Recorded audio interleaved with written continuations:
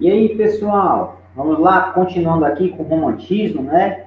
Na aula passada nós vimos romantismo no contexto geral, romantismo em Portugal, características, contexto histórico. Agora vamos aqui para o romantismo no Brasil, gente.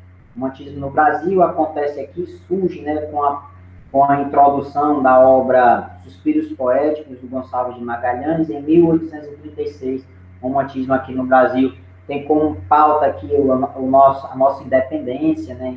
A independência do Brasil, a chegada da família real portuguesa, né? A criação do nosso hino nacional, a valorização do nosso índio, a valorização da mulher, como você vê aqui na própria imagem aqui, né? Uma índia aí, tá certo? Então a gente vai um pouquinho falar aqui de amor, né? Quem é que não gosta de amor? Então, a gente vai ver as características e a poesia romântica aqui no Brasil. O romantismo no Brasil se divide em prosa e poesia. Nesse momento a gente vai ver a poesia, tá bom? Vamos ver as três gerações, assim como vimos lá em romantismo em Portugal, vamos ver aqui no Brasil. Quais são as características? Primeiro, a consciência nacional. Essa consciência nacional como o quê, professor? Por causa da nossa independência. Nós vamos ser independentes, nós não vamos mais ficar, né, à mercê, aí, imitando, criando coisas de outros países. A gente vai ter essa independência, essa consciência nacional. Poxa, eu sou agora independente, então eu posso fazer o que eu quiser. Eu vou valorizar a minha pátria, eu vou valorizar a natureza, tá certo? Eu vou valorizar o meu sentimento. Então temos essa questão de consciência nacional aqui. O romantismo nasceu no Brasil em 36. De caráter nacionalista, essa estética significa o momento de conscientização nacional, que é um dos aspectos da nossa independência que se revelará a partir da dialética entre o próprio, que é daqui, e o imposto, que vem de fora. E nosso romantismo tinha-se o desejo de individuação nacional. Então, vamos ver isso aqui. Então, temos consciência nacional, né, a questão da independência, o indianismo, que era o nosso representante nativo, natural, ok? Até porque se a gente estava sendo independente, então não ia botar um português para ser o símbolo, né, para ser a nossa referência. Não, tínhamos o índio, por isso vai ter a valorização do índio. Inclusive, o índio aqui vai ser tratado como herói nacional, nosso símbolo maior, tá certo? Que foi a partir do índio que nós tivemos essa riqueza toda, essa riqueza natural. Os índios nos defenderam de muitas coisas aí, certo? Então, temos a valorização do índio, a gente vai ver muito isso no José de Alencar, com a obra Iracema, o Birajara, o Guarani.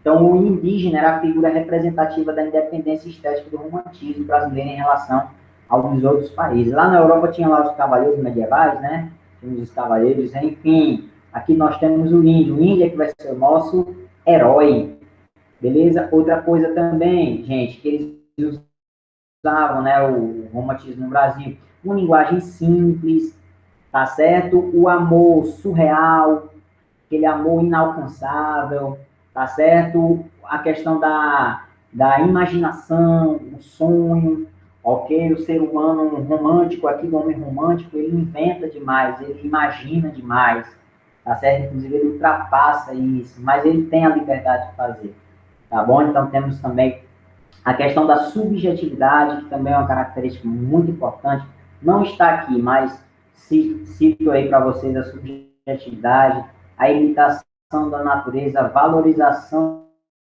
da natureza, a valorização da mulher, a exaltação da pátria, tudo isso são características do nosso romantismo no Brasil. Também busca da identidade linguística, né?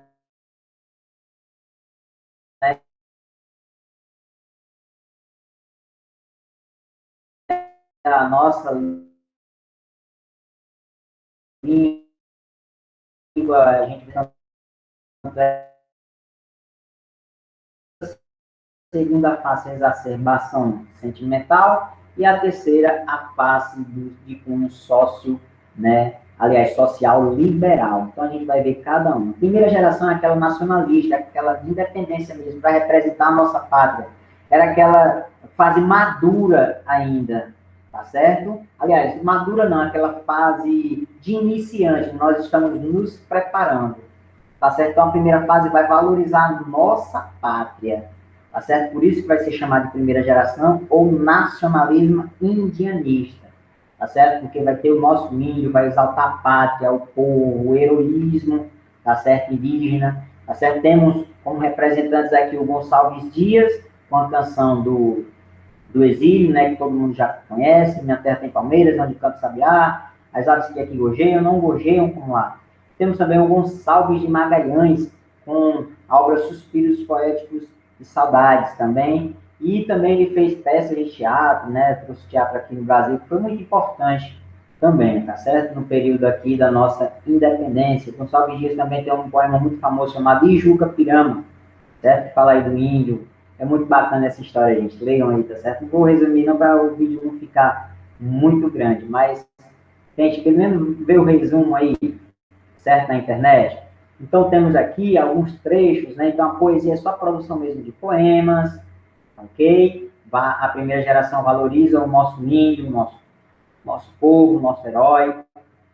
Autores Gonçalves Dias, Gonçalves de Magalhães, aí você vê uma imagem, né, bem, bastante bacana aí, né, do índio aí, ó, lutando, né, pela nossa terra, pela nossa água, fauna, flora, beleza? A segunda geração, já temos quem? A segunda geração, gente, já é uma geração bem mais complicada. É, é aquela geração do exagero, tá bom? Aquela coisa, a exaltação da morte, enquanto a primeira geração tem a exaltação da pátria e do índio, na segunda geração é a exaltação da morte, a valorização da morte. Por quê? Porque os autores viviam muito melancólicos, tá certo? Eles tinham prazer em sofrer, tá certo? Beleza? Em muitas situações chegavam até a cometerem suicídios, né? Beleza? Então foi aquela fase bem exacerbada. Ah, se ela não me quer, não vale a pena, então, viver. Esse era o pensamento, né, do homem ultra-romântico. Beleza? Da segunda geração, também chamado de mal do século, ultra-romântica, tá certo? Ou terceira geração, aliás, ou segunda geração mesmo. Ou byroniana também pode vir. Então, nessa geração, temos o quase total abandono da temática nacionalista e indianista. Então, indianista nacionalista é a primeira fase. Aqui na segunda já abandonam, quase que totalmente, certo? Porque destacou essa fase, foi de caráter bem confessional das poesias. Estamos na geração ultra-romântica, fortemente influenciada pelos ingleses Lord Byron, byronismo, né? Símbolo da libertação juvenil do francês Musset e do alemão Goethe, né?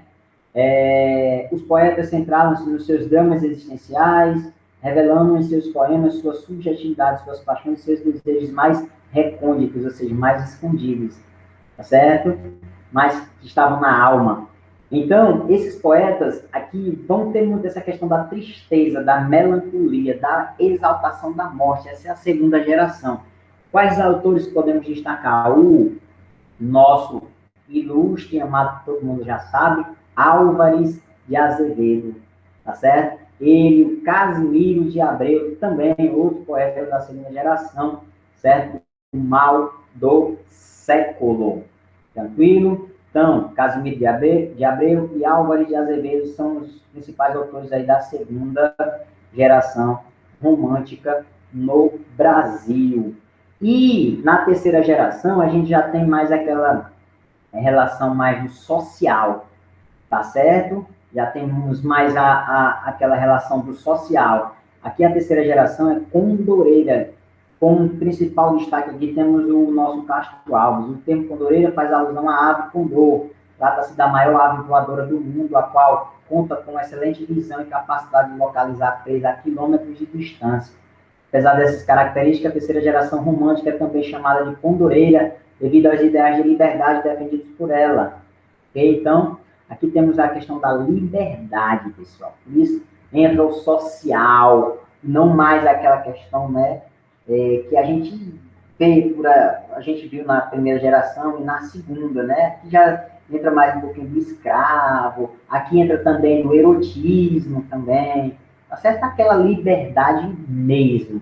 Castro Alves, conhecido como poeta dos escravos, foi o cara mais representativo, né, dessa fase aqui do condoreirismo, beleza? Observa-se nessa geração, gente, uma poesia bem engajada, com a finalidade prática do protesto contra as injustiças sociais. Aqui é a questão do negro, né? Até que a principal obra dele é o Navio Negreiro, onde ele conta, né, a situação em que os negros viviam na época, quando eram traficados. Não é isso? Então, temos o Castro Alves aí como nosso representante principal da nossa terceira geração romântica. Tá ok? Então leiam um pouco sobre ele, para você entender mais. E o Souza Andrade também. O Souza Andrade não vem muito em prova não, mas leia também, tá certo? Em casa, estude, bom para que você possa fazer uma excelente prova. E com isso a gente encerra aqui a nossa aula de romantismo no Brasil, poesia. Ok? Até a próxima, aguardo vocês. Tchau, tchau. Grande abraço.